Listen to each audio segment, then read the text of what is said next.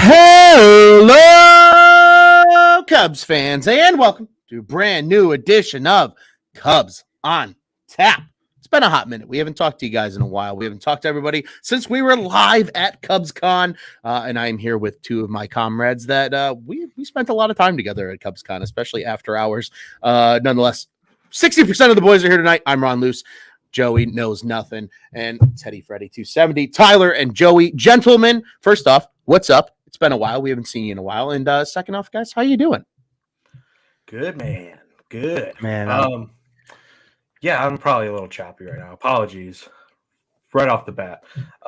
Yeah, we've probably spent a little too much time with each other at CubsCon, so it was nice to have this little break off. Not gonna lie, but it's good to see you guys.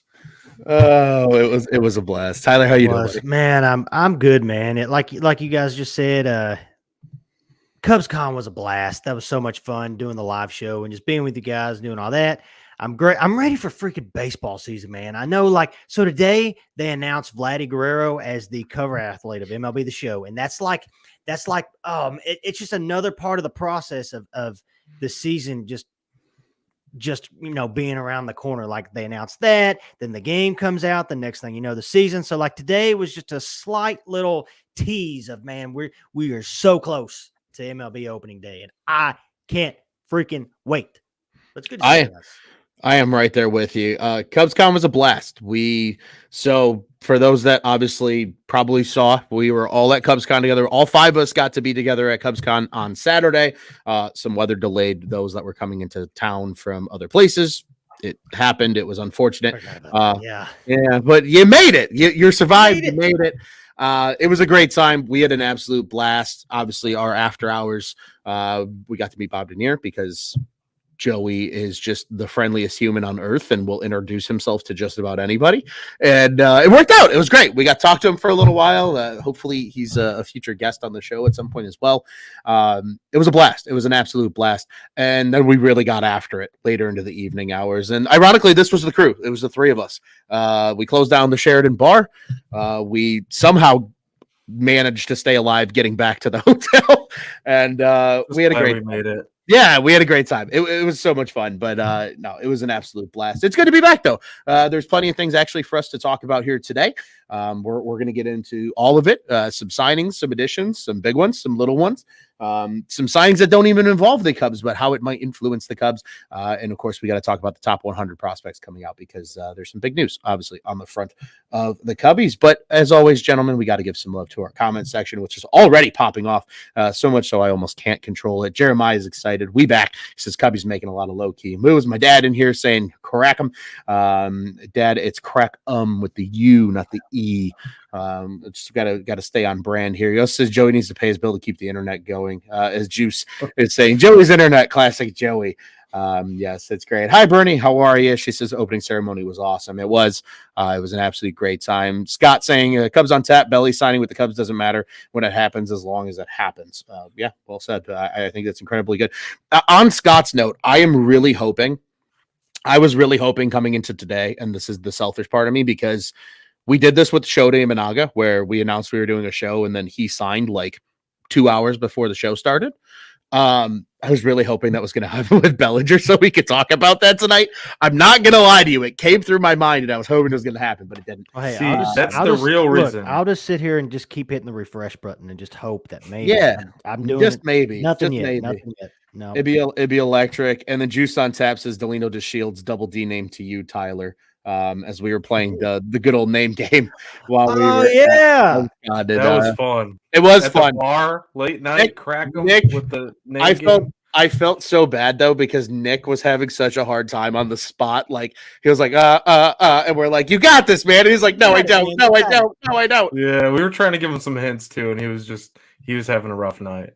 It was a good time though. It was a lot of fun. But gentlemen, let's jump right into the discussion here at hand. I think the most notable news that has occurred already within the world of Cubs baseball is the addition of Hector Neris to the bullpen, a guy that Tyler, you so appropriately wrote about just a handful of days before his signing. Very good, sir. Very good. Very good. Very good. Very good. Good job. Good job. And a huge addition, right? I mean, They got him on a very reasonable number. This was a guy that earlier in the offseason it was reported he wanted a 5-year contract, and everybody kind of scoffed at that report when it came out. Cubs ultimately get him for a 1-year deal. There is a second-year option. It currently stands as a team option, but if he exceeds 60 games pitched, it becomes a player option. And the total contract worth over the 2 years with incentives, and if he exercises the option to stay, can be worth as much as a little over $23 million. It's a very complex contract, which we're seeing the Cubs kind of dive into now. They did it with Shota Imanaga. Now they're doing it with Hector Neris. Gentlemen, initial thoughts on adding a guy like Hector Neris to this Cubs bullpen? I like it. I mean, it was obvious at the end of last season that they needed bullpen help. And with some of the guys that left in this throughout this offseason, it was clear that they needed some help in the bullpen. As we all know, Craig Counsell, he's a bullpen guy. And Hector Neris, I feel like, will be a humongous weapon this season. I mean, and the contract, I love the contract. Great on both sides. It's the classic, you play good, you get paid good. The guy's coming off arguably the best season of his career. He's got nasty stuff. Yeah, he's not much of a ground ball pitcher type. He's more of a fly ball guy, but he only gave up 7 home runs last year. I know, with his fastball slider, what has he got, a sinker and a splitter? I think Tommy Hotovy can get him in that pitch lab and figure stuff out to allow him to be successful at Wrigley. And I think it's great. The guy can be your 8th inning guy for Adbert. He could probably close games for you too. So I think this was a plus move. Joey? I agree. Yeah, I agree. I love the move. Definitely, I think he's just got really good stuff. I mean, he doesn't have the overpowering stuff, but, like you said, Tyler, he's not really a ground ball pitcher, but it's surprising that he's not with that fastball and that splitter, because that splitter, you would think that would lead itself right into being more of a ground ball pitcher. Yep. But the one thing that I really like about Neris is, of course, the ERA last year was great, 1.71. You don't really, I guess I'm kind of tempering expectations on that level, because we do need bullpen help signing for the team as a whole. But like 1.71 ERA, I expect that to kind of come back to the norm a little bit. I feel like, if he sits mid 3s, low 3s, maybe a touch under 3, like that's a really good season. So I do think it's great for Counsell now. I mean, Ross, we talked a lot of it, during the end of the season, but then also postseason or after the season. You can't say postseason. They weren't in the playoffs.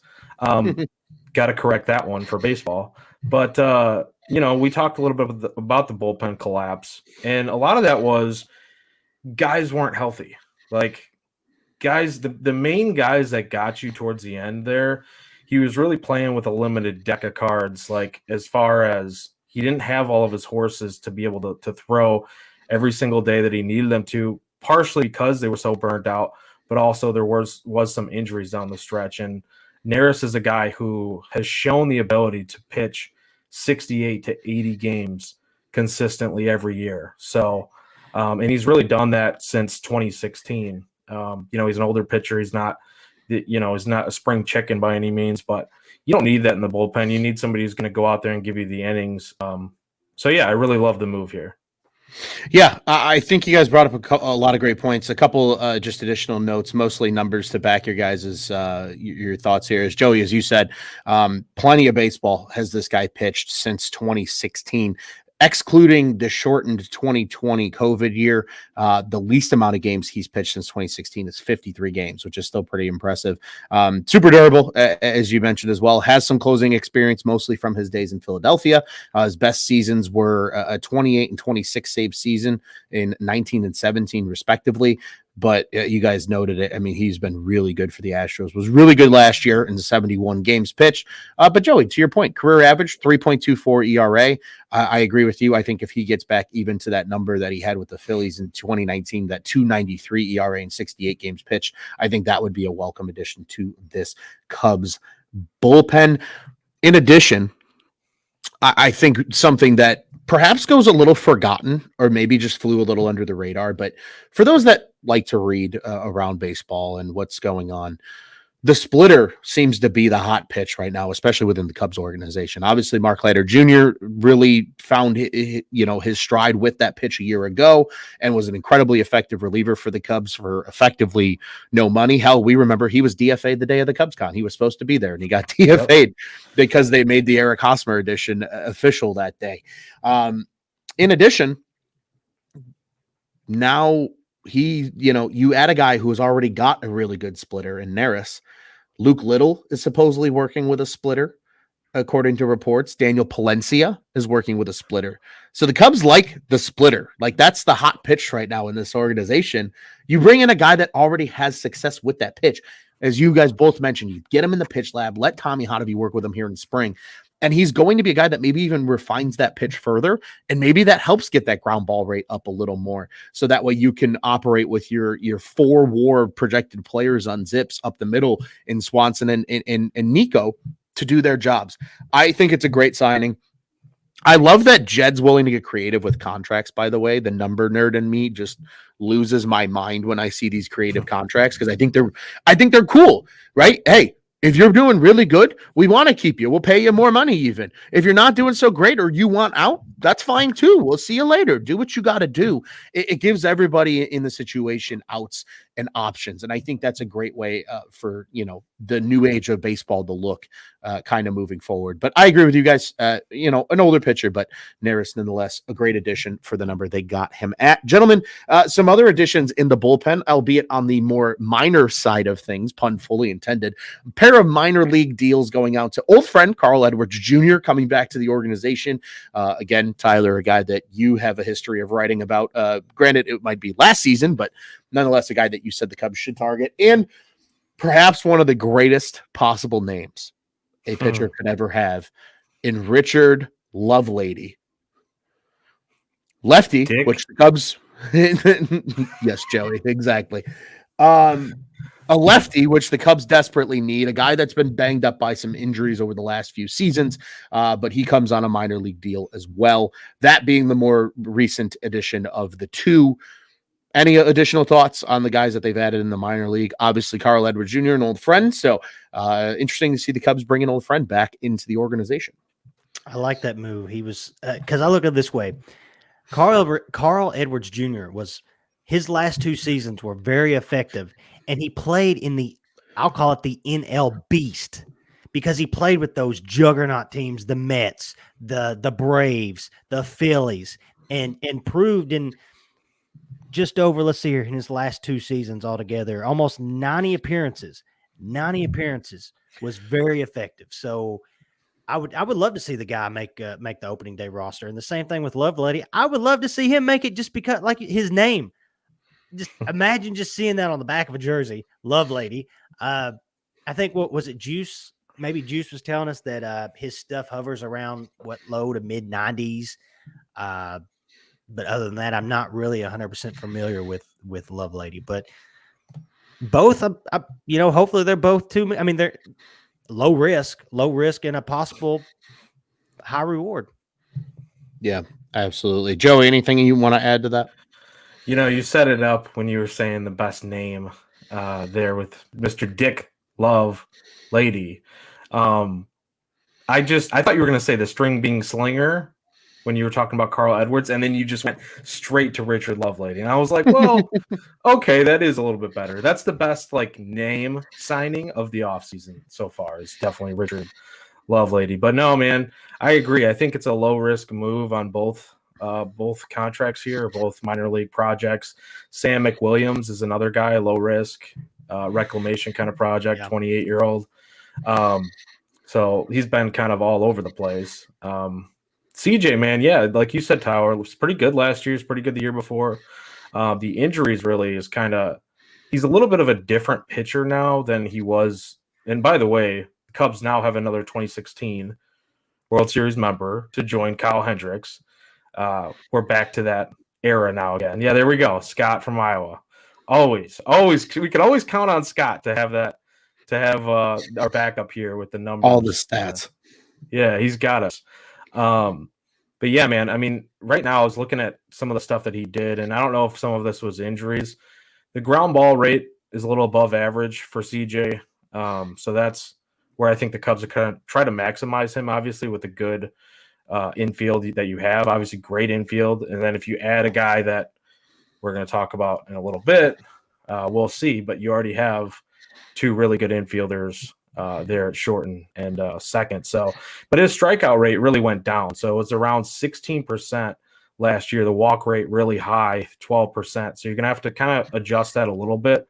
That's the one thing that worries me and kind of pushes me to you don't really know if he's going to make the team or not. And I think that's why the minor league contract comes into play, especially when you're talking about a stress fracture that shut him down towards the end of last year. So I do like the move. I think he's comfortable, obviously, in Chicago. They want him back in that building. So really like that. But then looking at Lovelady, too, there was a couple things that stuck out to me. I was looking at his pitch mix. He's a drive line guy. Ron, you had mentioned that. Yep. Well, looking at kind of his videos that they were putting out there, he had his pro camp or pro day out there, and the Cubs signed him. Slider, four-seam sinker, but then he was also throwing a changeup and a curveball. I mean, you can kind of differentiate what the slider necessarily looks like, I guess, from time to time. Could look like a curveball, could look more like a slider. But he throws a slider a ton just based on like a StatCast page. And I was looking at his extension. So, yeah, he sits in that 91 to 93, or really he's been sitting mostly 90, 91, 92. Mm-hmm. But he was up there on the gun about 92 with that sinker, looking at that video. And his average extension is 6.5 feet normally. So just the extension that you're getting from your release point of when you're driving off the rubber. His extension, 99th percentile last season, 7.4 feet. So to me, now usually when you see a longer extension or you're getting a lot of extension, you're getting closer to home plate, that allows your fastball to play up a little bit. So if he's throwing 92 miles per hour with the sinker, he's probably looking closer to 95, 96. And I like that. That's interesting to me. I think that's a Tommy Hotovy type of move where deception can really be, really what the Cubs can use. And we've seen in the past them maximize these lower velocity type of pitchers. So Lovelady is a little bit interesting to me, especially because he's a pitcher from the left side. I like it. Yeah, I love all the analytics, Joey, that you just dove into there. I think those are absolutely all things that this front office and Tommy Hotovy and company are looking at, because we've seen over the last couple of years that this front office has no problem bringing in a guy that has a little bit of a different delivery, right? It doesn't look like the norm. He might look a little funky, right? Like the true, like the Moneyball guys, right? Like we think back to the Moneyball movie and a guy like Chad Bradford and what he became because he just threw funny. A lot of these guys have seen success in Chicago, even though they throw a little different, right? Jose Cuas was a guy they went out and got who throws a little different, more of that side slot than your traditional over the top slot.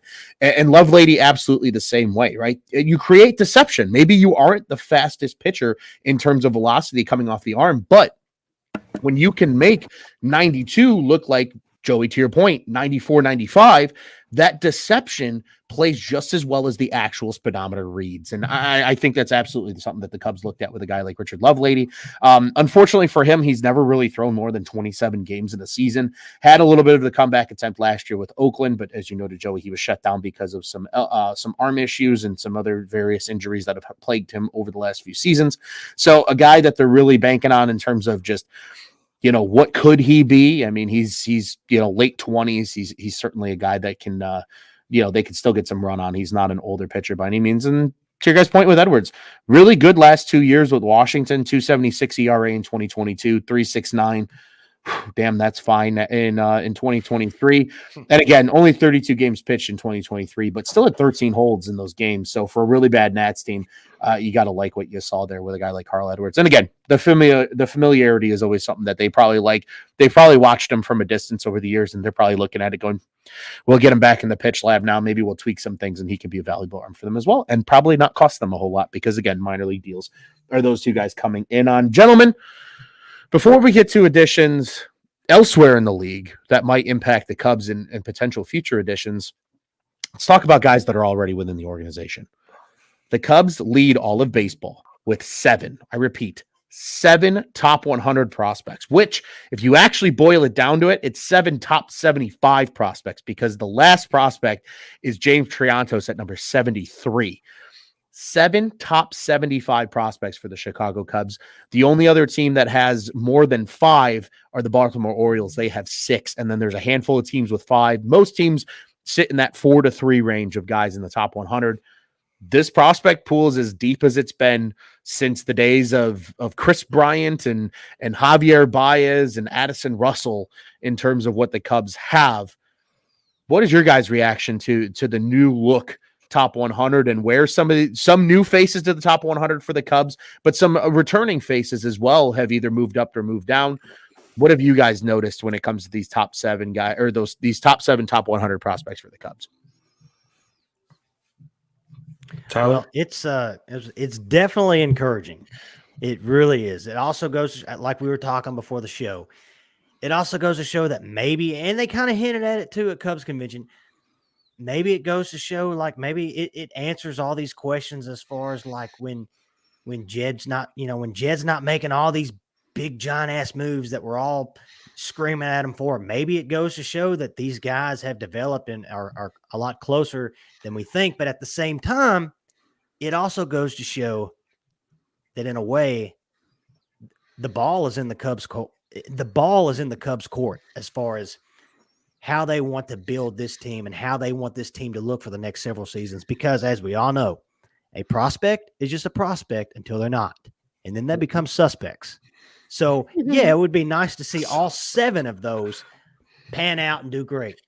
As we all know, there's a chance that maybe only 3 of them pan out. We don't know. So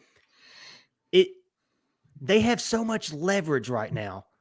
When you see 7 of the top 100 prospects, maybe 2 of them get called up. Like you said, Ron, and I don't want to take it away from you because, like you said, I know we were talking earlier, you feel like there's going to be several guys in this class that are going to make an impact in 24, and that would be awesome. At the same time, maybe that impact is then being dealt for somebody at the trade deadline, an arm or a bat they need. So it's encouraging. It's exciting because maybe we have some battles in spring training for certain spots. So I like it. I mean, you love to see it. That you do. Joey, anything else you want to add to that? Not a whole lot, man. I just think you'd rather have more good, a better farm system than not, right? You just want as many good young talent players as you can get. So the fact that they are this high in the rankings and just have that many top prospects, number one, it's not really that much of a surprise because this is something that we always seem to find ourselves going down the rabbit hole, as we talked about pre-show, of doing during Cubs games or after Cubs games when we're doing the post-game recaps. We start talking about the prospects, start talking about this guy's coming, or how's this guy doing, a double A or single A or, high A, low A, whatever it is. But now it's like you're seeing them get closer and closer and closer. And it's like, yeah, well, this is what we've kind of been looking at the last couple of years. And it's nice to see that it's finally, I don't want to say rearing its head, but it kind of feels that way, that it's kind of bubbling to that point of, all right, it's only a matter of time now. Tick tock. There's a few of them that are coming here. So, and to Tyler's point, I would not mind some of these guys getting dealt off for premium or close to premium, ready to go, already at that level talent, because at some point you can't just keep all these guys. And we know, prospect's a prospect only until he's not a prospect. And at that point, if you're ready to win, man, you got to do what it takes to win. So I don't envision all of these guys even making the Cubs, obviously, because injuries happen. I mean, we've seen it from Brennan Davis, right? We were all waiting. Not writing the guy off, but that's a name right there. That where's he at in that top 100 discussion, right? So, and hey, just to add on to that real quick, not to interrupt. Sorry to interrupt you, but realistically, all 7 of them aren't going to. If you write it all, if you write the depth chart out on paper, you look at all the contracts and all this stuff, like realistically, it's not going to happen. Yep. And Tyler, that's what makes me feel really good about. We had shows about this, obviously, or talked about this, but Michael Bush, that move for Jackson Ferris. I know we all love Jackson Ferris as a prospect. I don't know if there's one of us here at Cubs on Tap or and majority of Cubs fans or just people covering the Cubs. I think everybody liked his stuff, liked his arm action, what he was capable of, even what he showed in the minors, at Myrtle Beach. But like, he's a young kid. We see injuries all the time. He still had to kind of cut down and refine some things as far as command goes and really build up some more stamina before he's even close to being ready at the major league level. So if you can acquire a talent that's like right there, and we expect to even be on the big league roster and is a top 50-ish prospect, what was he, 53, Michael Bush, you do it every time, I think. So it's just one of those moves that a team that has put themselves in position to be able to do this can do and should do when they get the opportunity. So, I mean, good things come from the farm, man. It really all does start from the pipeline, because the things that you're able to do, not only replenishing that talent after paying premium positions or premium players like a Cody Bellinger, like you're, hoping to do this offseason still. Damn, please do it before spring training. My God, it's getting close here. Not that that matters, but I think we're all antsy at this point. But when you can do that, then you start to replenish it with the prospects, because you can't pay for everybody. You can't be the Dodgers. You could. We know they're not going to, right? So it's a really good problem for the Cubs to have right now. It definitely is. And so really quick, I want to just share some physical, just these are where these guys are at type stuff before I kind of go on my little rant here. And it's not much of a rant, but it's a proposition per se. But of the top 100, this is how the 7 Cubs rank. PCA is the highest ranked. He is number 16 now, which is actually a little bit of a slide for him. I believe he topped out at 12 last season. So not a huge slide, but a little bit of a slide. Cade Horton is now up to 26. He's probably one of the highest risers in baseball. Owen Casey is now number 47. So again, 3 Cubs in the top 50, and another 2 Cubs just on the outside looking in, because Michael Bush is now number 51, a guy that we would expect he'll graduate from that prospect rank pretty quickly, assuming he's on the opening day roster for the Cubs. I think we expect him to be. They're already selling his jersey at Wrigley Field, so he's probably going to be a guy that's going to graduate off this list pretty quickly. Matt Shaw is already up to number 54 as a result of his hot start to the season after being drafted a year ago. Didn't hit lower than 292 at any level, and he made it all the way to Double-A. El Jaguar, Kevin Alcantara, is now number 65 in all of baseball. Crazy to think, given where he's rose and fallen over the years. I think he's just so far away still that injuries, and a lot of people are still kind of projecting what he can be, and that's, I think, why he's fluctuated. And then James Triantos, a guy that we have discussed here as a high riser. He's number 73 now on this list. But let's not forget, gentlemen, when you boil it down to the positional lists, because the positional lists are not just all top 100 players.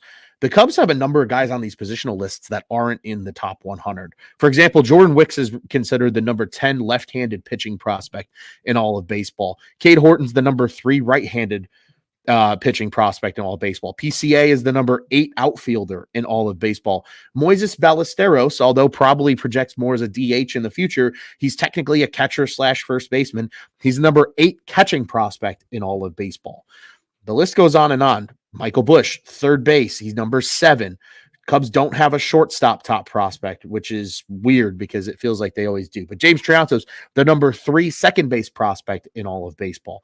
The Cubs have 2 first base prospects on the list. Matt Mervis is number 6 still, and Hayden McGeary is number 10 of first base prospects. So the Cubs still have a lot of guys making these lists, even though they're not necessarily in the top 100. This goes to show the depth that the Cubs have in the minor league pipeline. And Tyler, to your point, you kind of foreshadowed something that I've been talking with you guys about.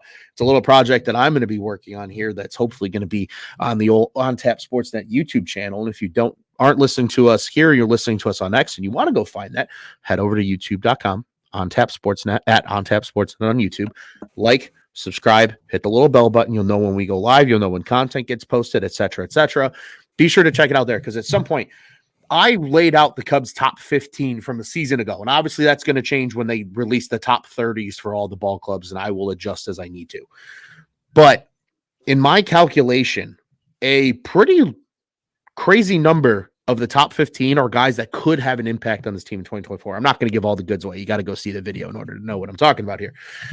But it's kind of impressive. And I think that has very much dictated a lot of what the Cubs are doing this season, because in order to understand what you have in the minor leagues, you got to give these guys some playing time, especially if they're knocking on the door and this team thinks they're ready. Nobody knows the Cubs prospects better than the Cubs do. So if they're going to give some of these young guys the opportunity to play this year and try to help this team win in 2024, not only is that a great audition for guys that might not be with the organization long-term, to your guys' points, trading prospect capital and moving on from guys in order to improve in positions that you need to improve at. And B, maybe one of these guys comes up and is that unsung hero of the 2024 season. How often do we see that across baseball where a Spencer Strider comes up and makes a massive difference for the Atlanta Braves? Or you have one of these top prospects in baseball comes up and all of a sudden that team goes on a tear. Like when Chris Bryant came up in 2015 for the Cubs and won Rookie of the Year. Like, there are times where a prospect will come up and be a difference maker. Now, this team doesn't need that guy to come and be the dude, but if he can be a dude in a lineup full of dudes, that's only going to help this team win games in 2024. So again, more to come on that later from me personally. But again, I think the top 100 is certainly worth mentioning. I think it'll be more exciting personally, at least for me, when the top 30s re-ranked are listed. You'll see who falls off the top 30, see who rises into the top 30. That's where you'll really get a good feel, I think, for what the Cubs' depth is and who they kind of value where on that kind of hierarchical list of prospects. Very excited to see what happens there, but that is to come.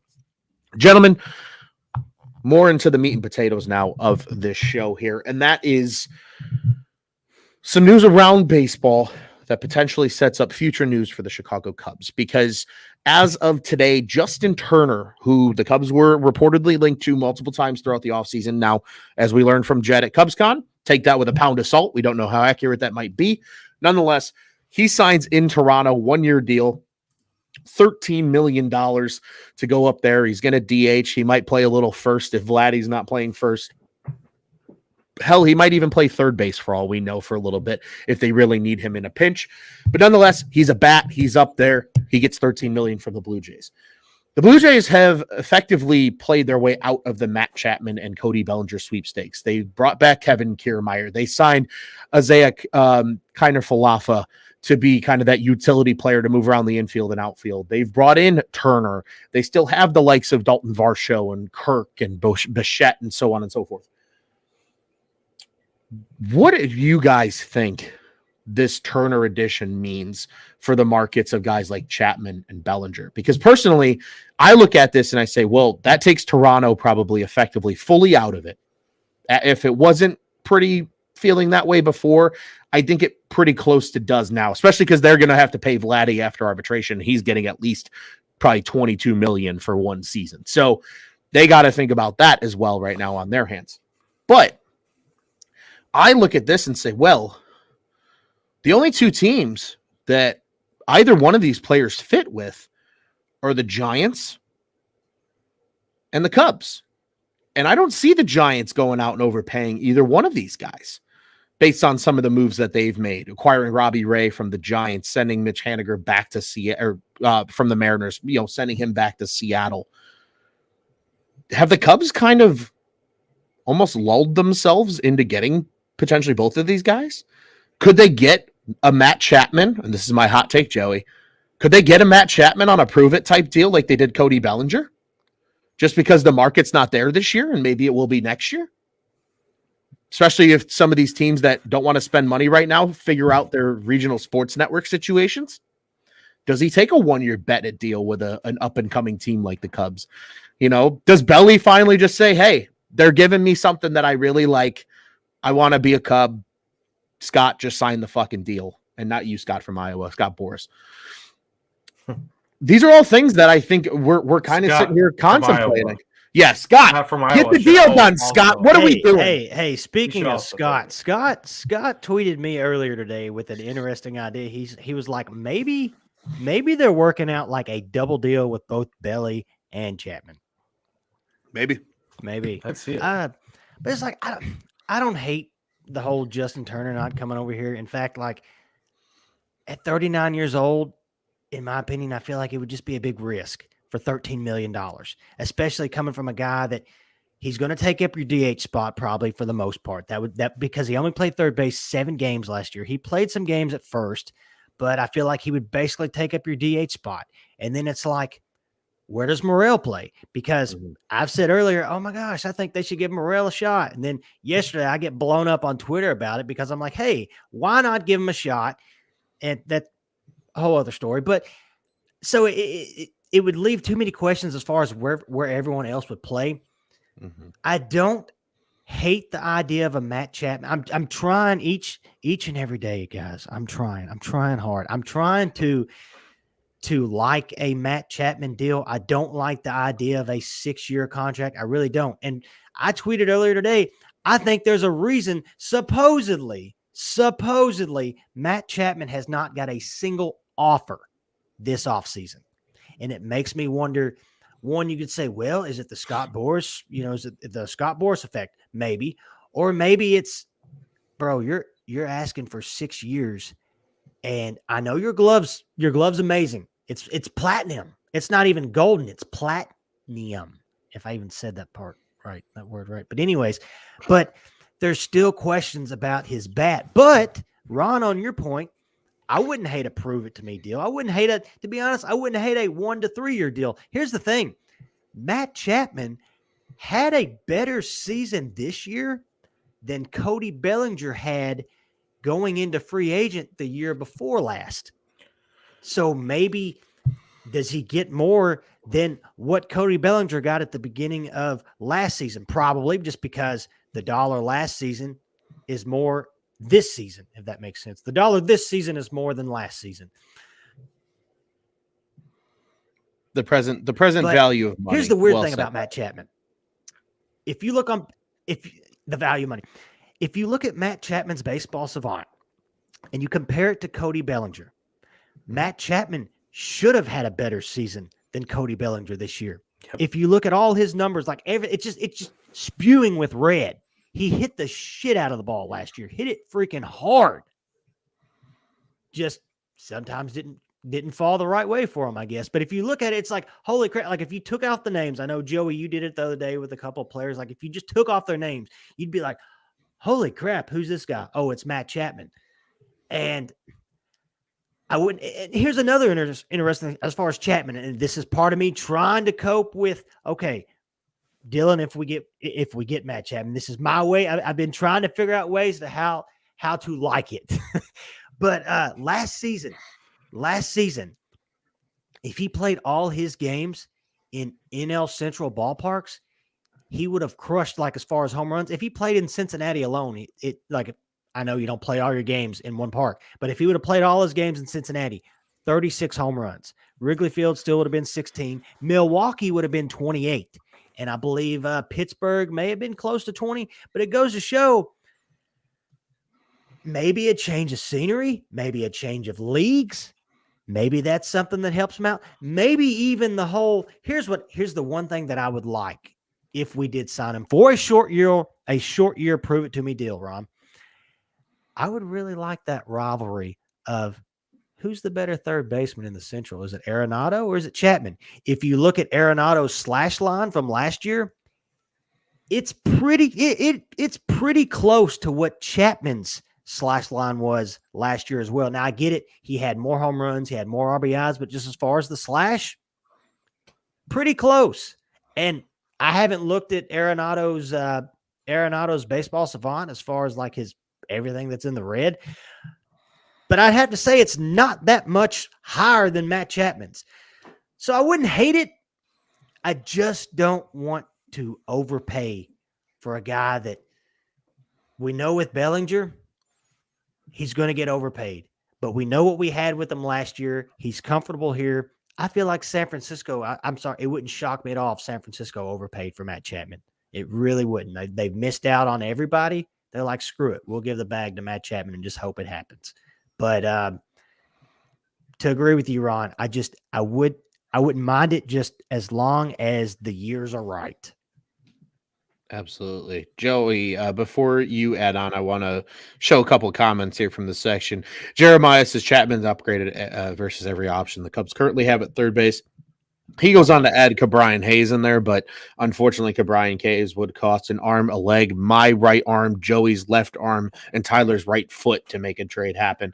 And then Scott a little bit earlier saying, seeing tweets, Scott Boras is pissed off the Yankees in regards to Blake Snell. They are moving on from him. So, yeah, I mean, eventually, you know, Boras might burn bridges with some of these teams this year because they're just not willing to do these outrageous things. And I think largely some of that is related to the RSNs. I think there's so many teams that are sitting out here that are going, look, we can't pay that. And then the teams that can pay it are like, why should we? There's no demand for the player because of the money. So he's going to get what we effectively dictate because that's how the market's playing out. Joey, additional thoughts on the situation at hand with guys like Chapman and Bellinger?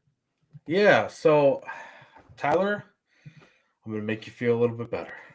You're talking yourself into this. I'm trying. You know, I'm trying. Convince me more, Joey. Help me, Joey.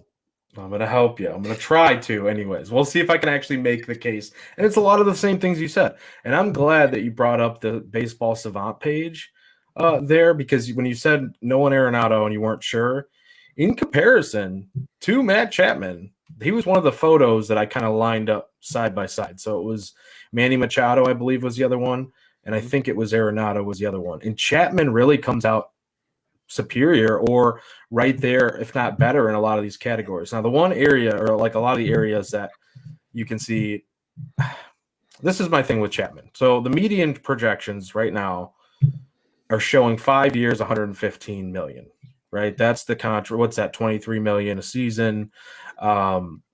Suppose, like, from what I'm kind of gathering, he kind of wants 6 years. I don't know how comfortable I feel with the Cubs also giving him 6 years. Now, he's not like he's old. He's still pretty young. The problem then becomes, who are you blocking? Who can you also acquire in future years? But the other issue is, do you really give a shit when third base is kind of a clear weakness, especially at least on defense, right? Because we don't know with Morel's defense. And we want to kind of give him a little bit of a leash. We want to have him play there. We think Matt Shaw can be that guy relatively soon. And I mean, he's one of the top prospects. He's on that list there that we just talked about as top 100. So Matt Shaw is definitely a guy that probably is going to be there pretty soon. You don't want to block that guy, but you earn your way to the major leagues. Like, look at Michael Busch, right? You got to earn your way into a starting lineup. And I think that's naturally going to happen at some point because of injuries and other things that kind of just, it shakes itself out. Like, you find your way into different lineups. So I'm not really concerned with blocking prospects at this point that much. The thing with Chapman, and you talk about his defense, I mean, top notch. You solidify him over there at third base.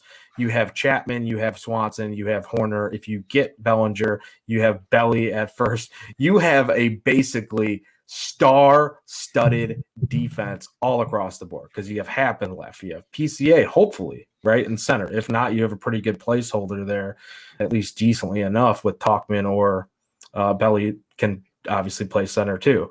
So, I mean, your defense is already stacked as it is. The things that with Chapman, he did really well last season. His hard hit rate, and you were talking about the StatCast or Baseball Savant page, that was his best hard hit rate of his career last year.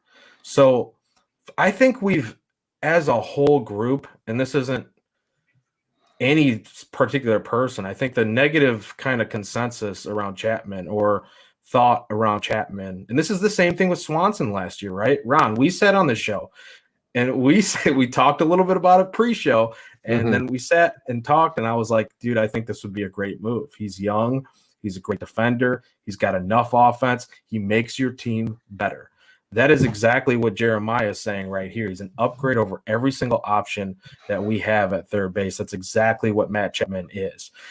He's an upgrade offensively, not just because of his hard hit rate, but the guy can still hit, in my opinion, some decent home run numbers. He had 17 last year, but realistically, that's probably his floor looking at his profile. And Tyler, you made some great points about different ballparks, change of scenery. I'm looking at it since 2019, right? Here's his totals: 36 home runs, 34 home runs, 27 home runs, 27 home runs, 17 home runs. And the reason why I say 34 home runs when you're looking at 2020, I think it's 2020, is because that's what he was on pace for in that shortened season. So if you really look at this, how much of a downswing are we looking at here offensively? We're talking about really 1 year, because I expect him to increase that power, go back up to that 23, 25 to 27 range. And you're talking about a really damn good third baseman. Defensively, we did not have that over there, and that cost our team games. That cost our team runs. I mean, it's run prevention at the end of the day. It's also run prevention can come in any form, like they've been talking about. Defensively, that also helps your offense. You don't need to score as many runs when you play a sounded defense. And I think at times that third base position was a black hole last year. So he doesn't chase much. He takes his walks, which kind of levels out, makes his OBP a little bit higher. The real problem that he has is he swings and misses with pitches in the zone. When he swings and misses, or when he swings at good pitches, but he will swing and miss quite a bit. But if that's the way that you're getting your outs, it's kind of the same conversation as a Wisdom, but better, because this guy has never had an OPS plus below the 100 marker, which is average. He's always, in every single year of his career, above OPS plus. So you're talking about an above average player, both sides of the ball. So as much as we talk about bad offense or below average, tailing off offense, OPS plus last year, again, above average. So I'm talking myself into it, Tyler. I hope I helped. Yeah. I like it, man. I mean, do you think it's a legit possibility that they get both? Yeah, I do, because like you said, can they pair up both of those players? Being that their agents are the same, they don't have to have the same agents, of course, we know that, but I do think that does help in discussions like this, because Boris is looking out for both of his clients, wanting them to both get the best deal. But he can always go back to them and say, hey, this is what your best deal is, or I'm going to get you both pretty good deals. Maybe they do something like Ron mentioned, where it's more of a prove it contract. I would say I don't predict, like I wouldn't expect Chapman to get anything less than 3 years or 2 to 3 with an option or something, because he's not really, we talk about prove it deals. He's not really on a prove it deal. He's kind of on the prove it power deal. Like, well, but he's been proven. Ron, and I know you want to talk. Ron, it's like, I like your idea, and you may want to say it with, as far as contract wise, with his comparison to Hoskins' deal. Yeah, and that was something I brought up in our chat, right? Was like hey, give him a 2-year, $34 million type dollar deal.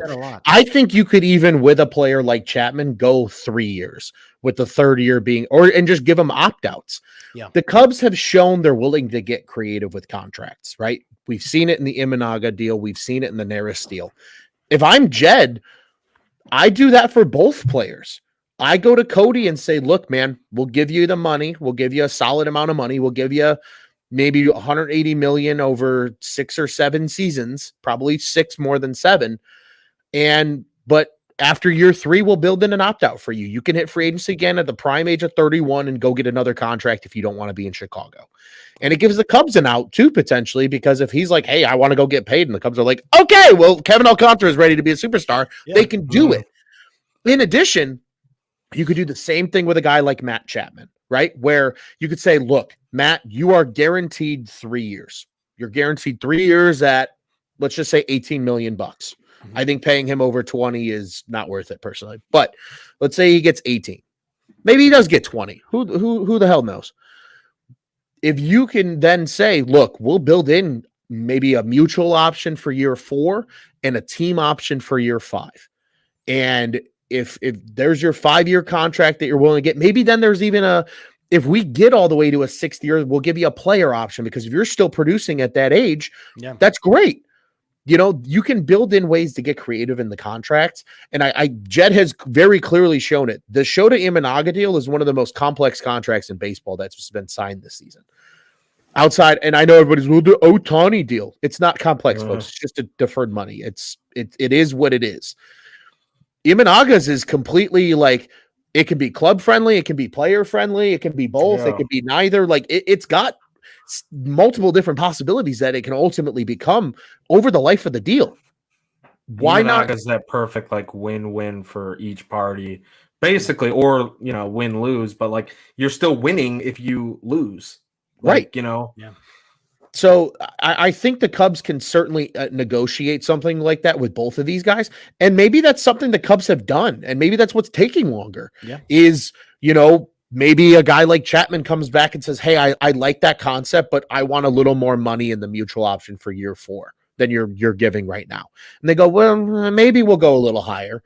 And they're like, "Well, no, we want this." And the Cubs are like, "Well, we'll go to this."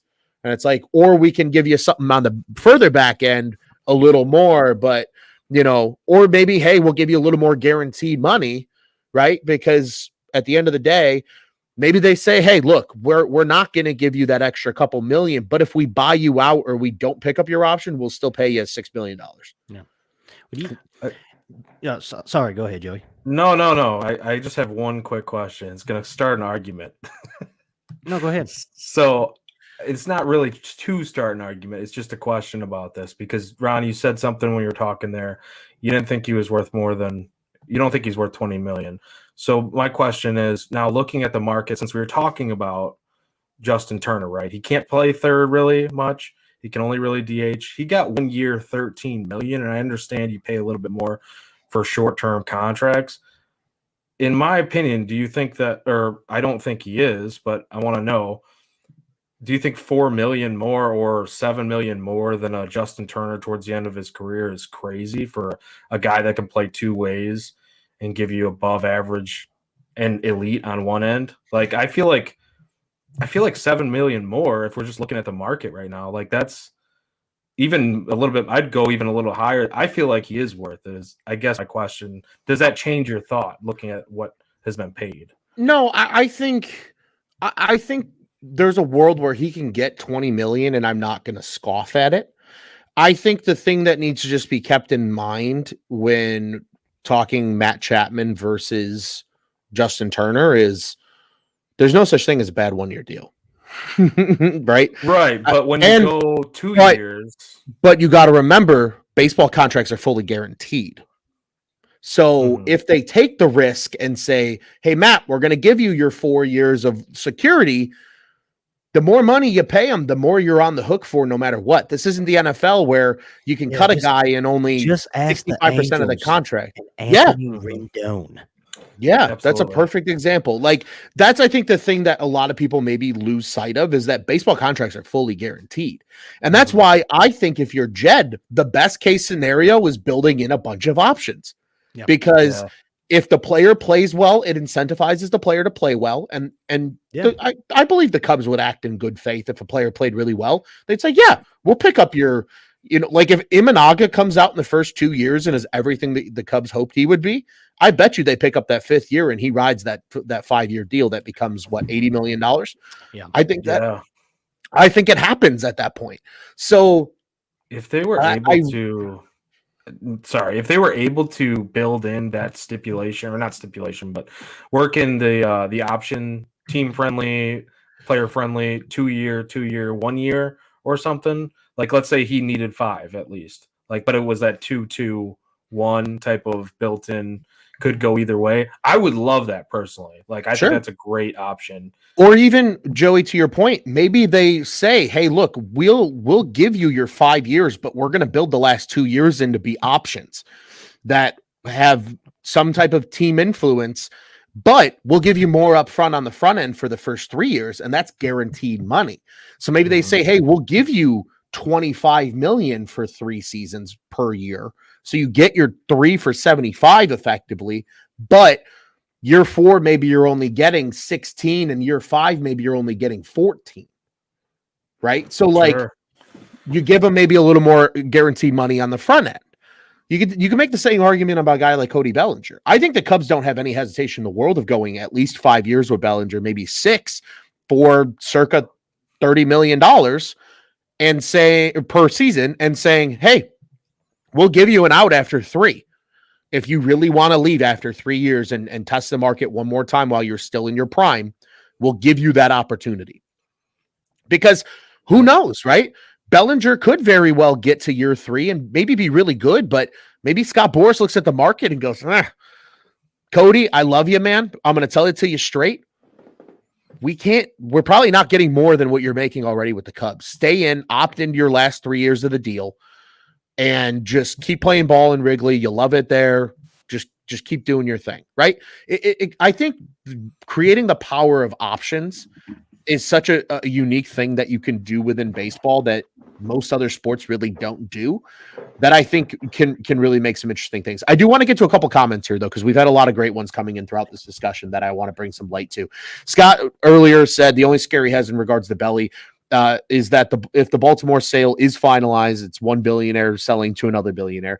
And they want to make a big splash. And my argument to that would be, I think if the Baltimore Orioles are making a big splash, it's in the pitching aspect. It's Blake Snell. Yeah. It's Blake Snell. It's Jordan Montgomery. I Yeah. don't think it's Cody Bellinger, because admittedly, I look at that roster and I ask, where are you going to put him? I think They should have Blake done that Snell last year too. I think Blake Snell is calling Baltimore right now that they've got new ownership and be like, please sign me and let me shove it up the asses of the Rays and the Red Sox and the Yankees and all of them. Let me show them what they're missing, what they missed. Yeah, so I think that's one thing to keep in mind there.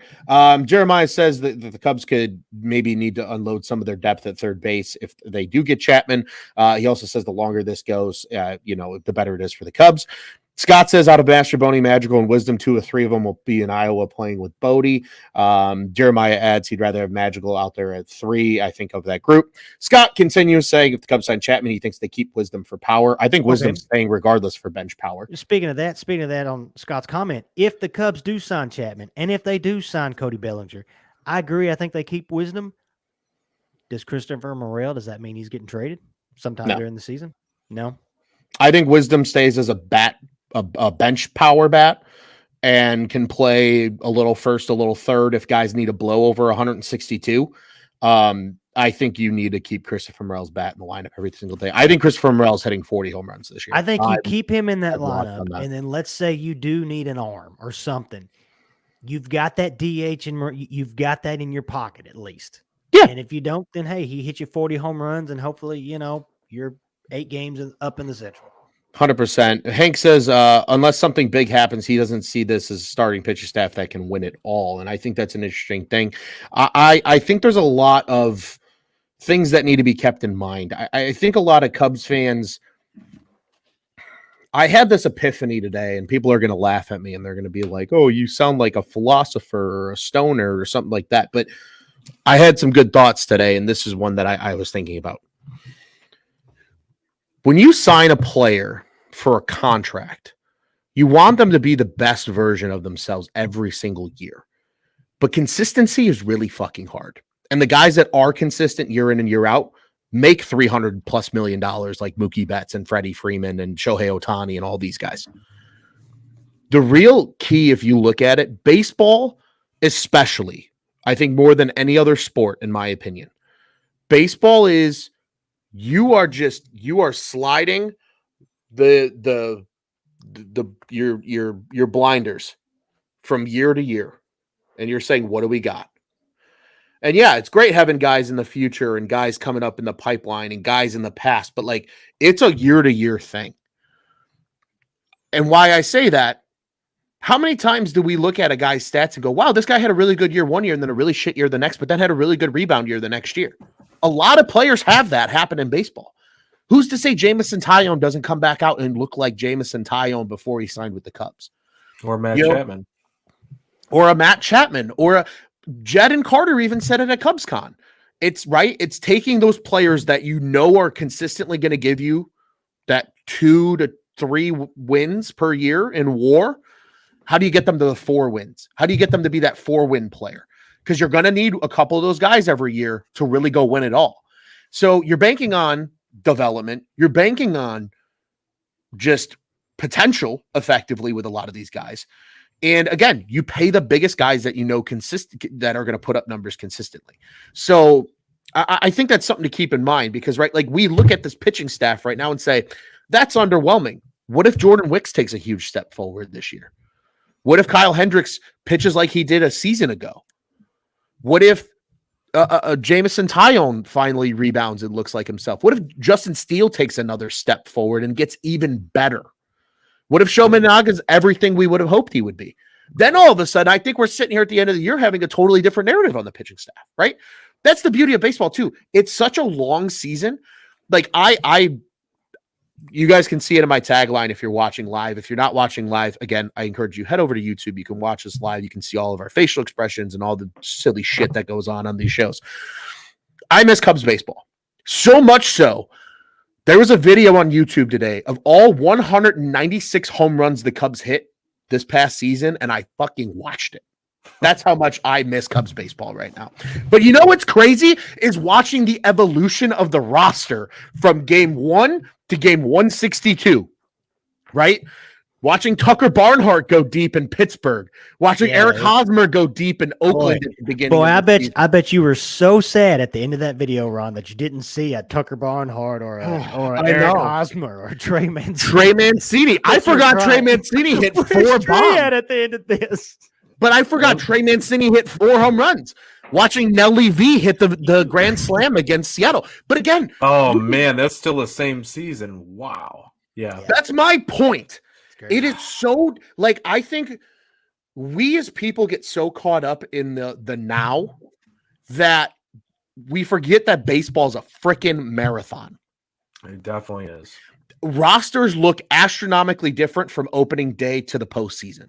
Astronomically different.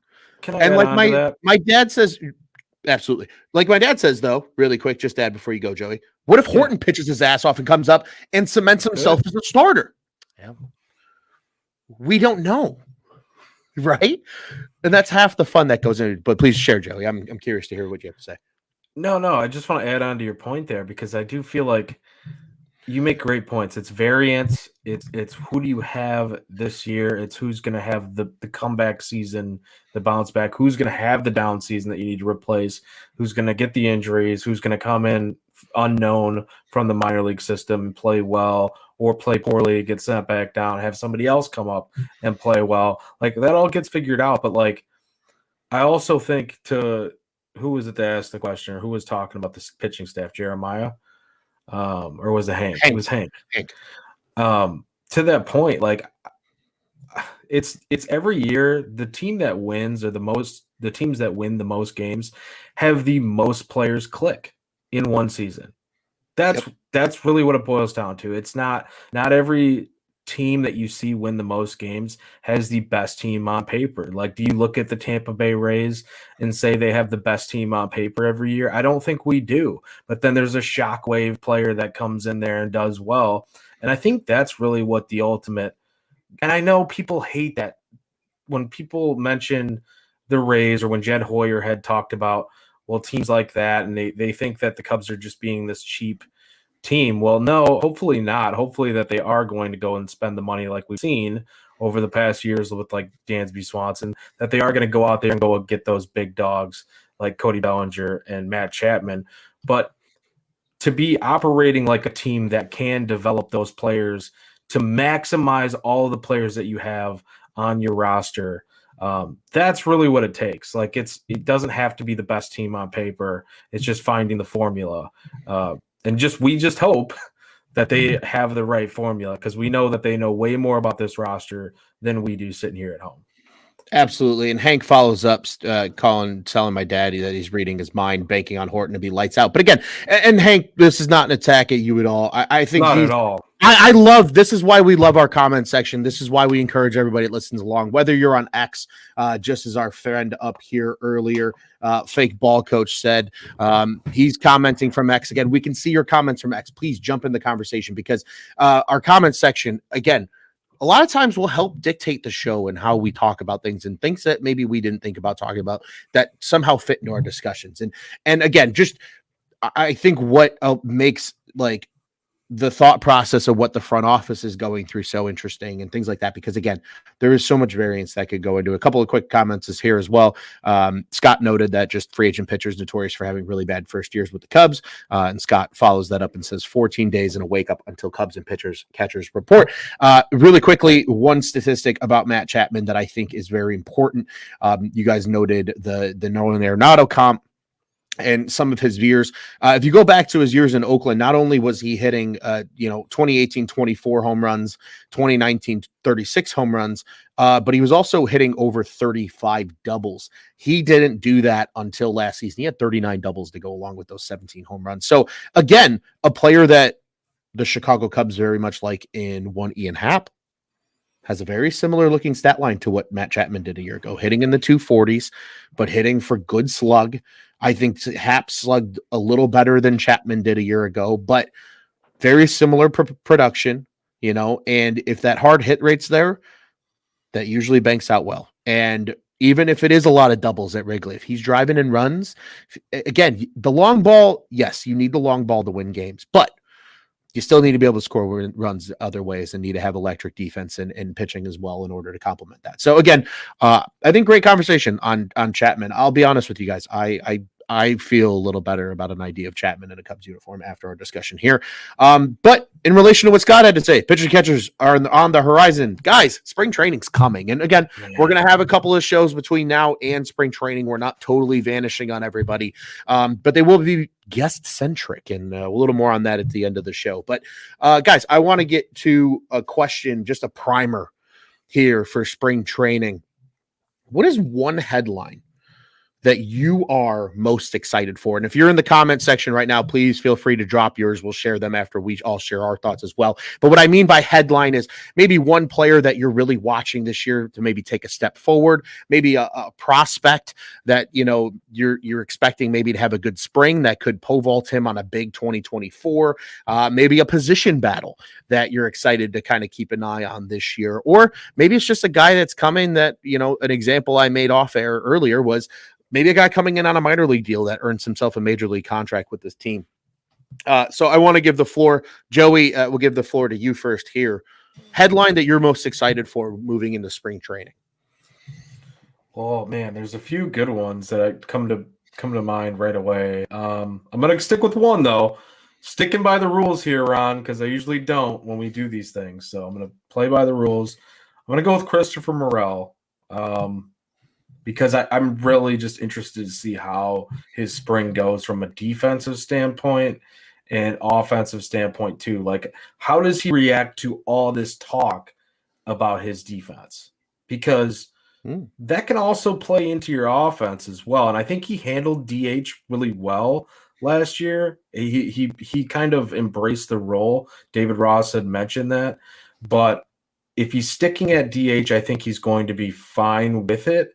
But if they are trying to toy with him at third or maybe even first, how does he respond to it? Not only at an offense, but defense as well. Like, does he look decent there? Because we heard reports in winter ball that he wasn't looking so hot there. So that's probably my main storyline, even though there's like two or three others that come to mind too. Hold on to those, Joey, because I might come back to those because I'm intrigued to hear. Maybe we'll share one, but if we go around the horn and you still got some outliers, we'll come back to those. Tyler, what do you got for us? Mine's more of and it's kind of what we were talking about just a while ago. A group. I want to see what this starting rotation looks like. I want to know if are we gonna do a 6-man rotation this year? It's been passed around. I kind of be interested to know that. I want to see how well does Imanaga make that transition. I want to see when we just mentioned him, Jameson Taillon. I want to see if he makes this. I mean, all the guys at Cubs Convention. I mean, you hear all the people talking about Jameson Taillon's going to bounce back this year. I want to see it. He's making $4 million more this year. I want to see him step up and see if he can be that guy that he used to be. But my eyes, spring training, as far as battling and all that kind of stuff, is on this rotation. And is it going to be a 5-man rotation? Is it going to be a 6-man rotation? Does Jordan Wicks step up? Does he kind of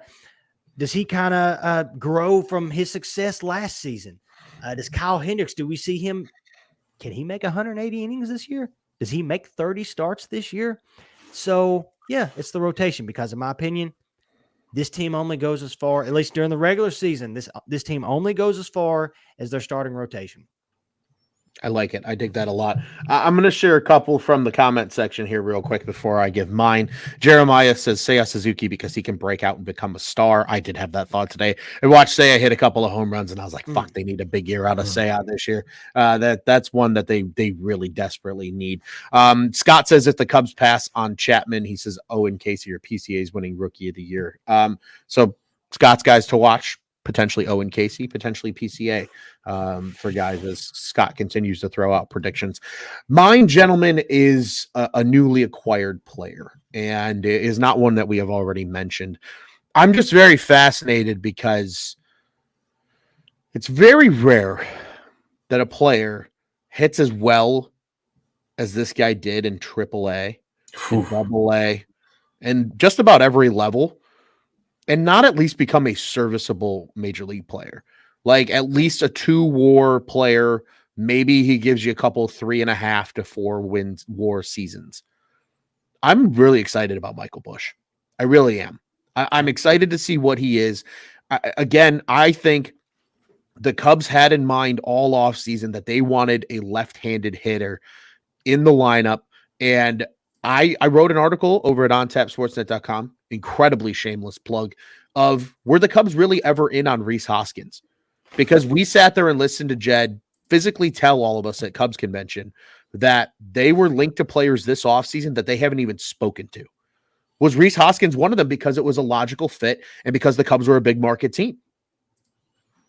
That I think is completely plausible because we heard so much Rhys Hoskins connection, yet we all sat here and knew this Cubs team needed more left-handed hitting.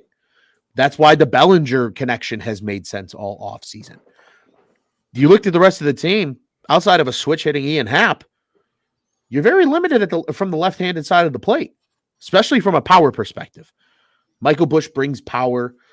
Michael Busch, maybe in the major leagues, isn't a 35 to 40 homer guy, but maybe he's a 25 to 30 guy and gives you 30 doubles.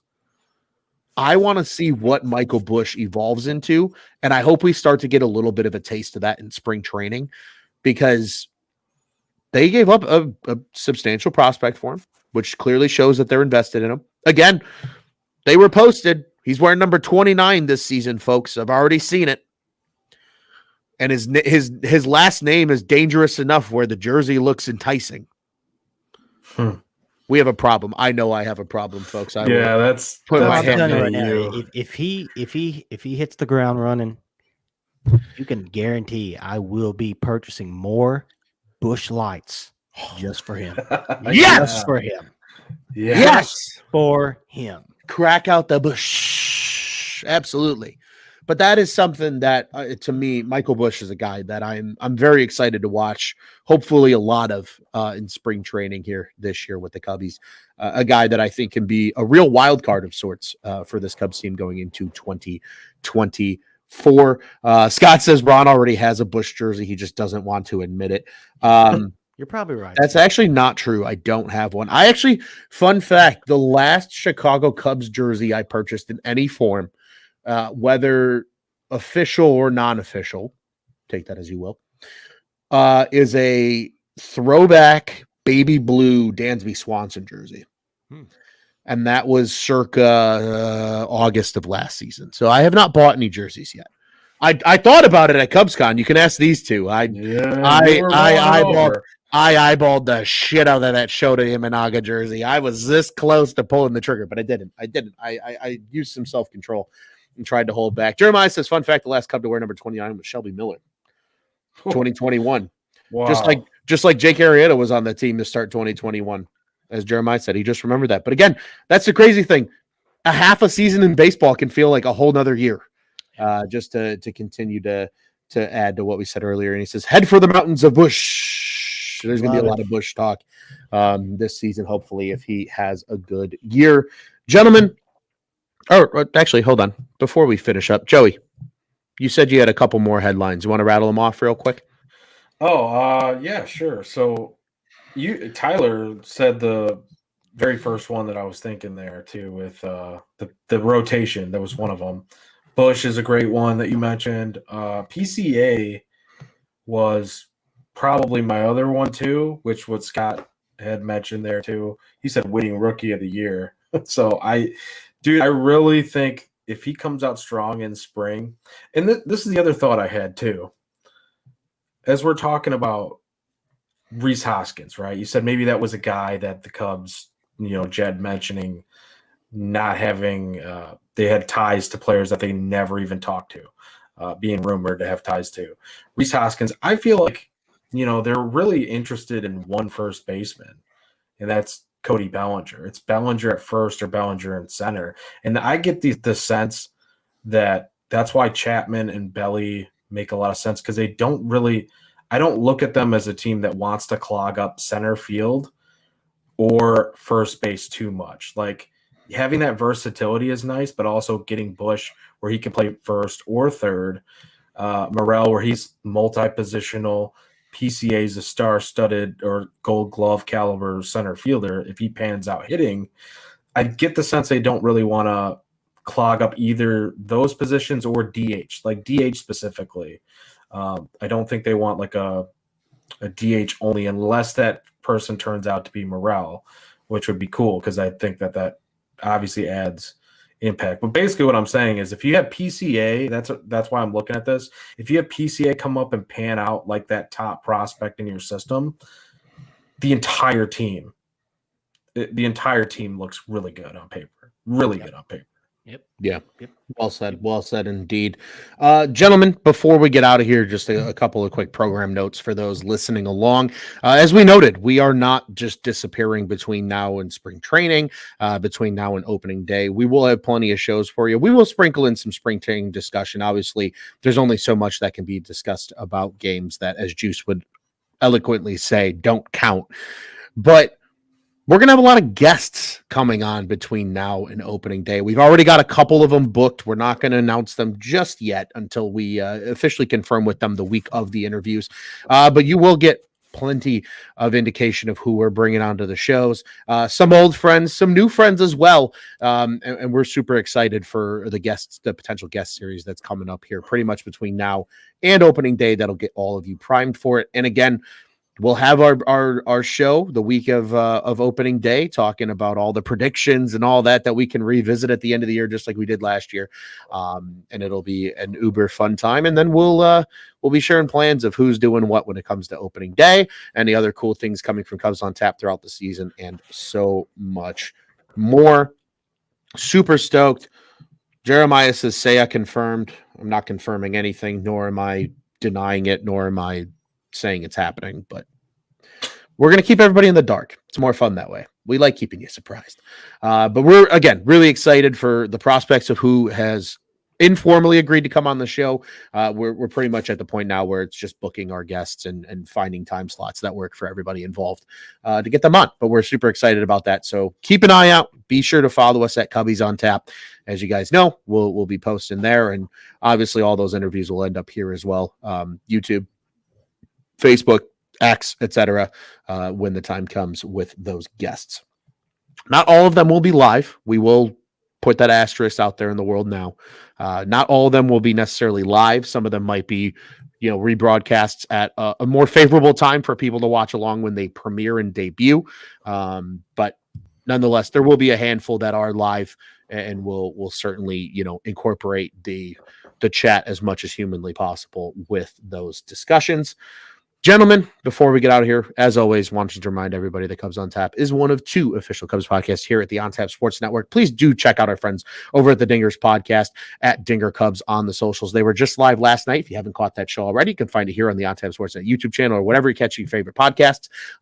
It was a great show between Mitch and Jeff last night. I tuned in for a little while as well. They talked very heavily about the Hector Neris signing, so do go and check that out over there as well.